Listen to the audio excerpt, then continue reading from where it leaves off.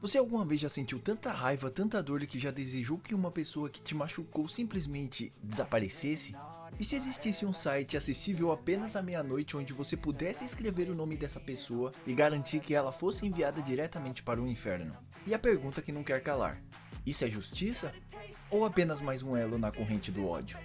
Hoje vamos mergulhar na filosofia sombria de Hellgirl para responder a uma pergunta fundamental. A vingança que a Yema oferece, ela pode ser considerada justiça? Vamos analisar como o anime desafia as nossas noções de certo e errado, o peso das nossas escolhas e também a famosa frase que define toda a história: ao amaldiçoar alguém, você cava duas covas. E a vingança é uma faca de dois gumes. Fica aqui comigo até o final, porque a conclusão pode mudar a forma como você enxerga a vingança para sempre. O grande poder de Hellgirl está em nos apresentar situações onde a justiça comum ela falhou. A polícia não ajuda, a sociedade ignora e a vítima está completamente desamparada. Nesse cenário, o Correio do Inferno surge como uma solução tentadora. O alvo ele é punido e a vingança é consumada. Mas e a justiça? Justiça em teoria busca restabelecer o equilíbrio, reabilitar ou punir de forma proporcional. O que a Yema oferece é a aniquilação.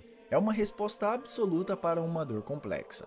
E o anime nos pergunta: isso traz paz? A resposta que o anime nos dá ela é quase sempre: não. A dor da perda ou do trauma ela não desaparece. O vazio ele não é preenchido. No lugar de sofrimento causado pelo outro nasce um novo sofrimento. Nasce a culpa, o medo e a certeza da própria danação. Você não curou a ferida do passado, apenas cavou uma nova cova ao lado do seu inimigo. E é aqui que a coisa fica ainda mais complexa. A Yema ela nunca força nada a ninguém. A decisão de puxar a corda é 100% do contratante. Isso nos joga na cara a questão do livre-arbítrio em situações extremas. Até que ponto uma pessoa destruída pelo desespero é verdadeiramente livre para escolher? Mas o anime ele não os isenta da responsabilidade. A marca no peito é a prova física da sua escolha. E ao fazer essa escolha, a vítima muitas vezes se aproxima da natureza do mal que tanto odiava. Eles não buscaram um caminho da superação, mas um caminho de destruição mútua.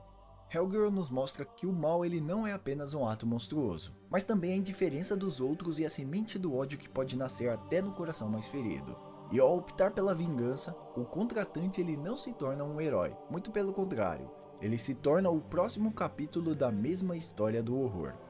Agora, eu quero parar essa análise e jogar essa pergunta para você, e eu quero que você seja brutalmente honesto consigo mesmo.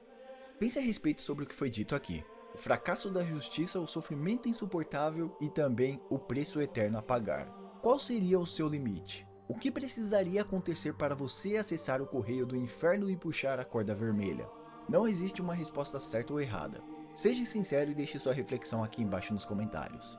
No final das contas, Hellgirl não oferece respostas fáceis. A série ela não é sobre o triunfo da justiça, mas sobre a tragédia da vingança.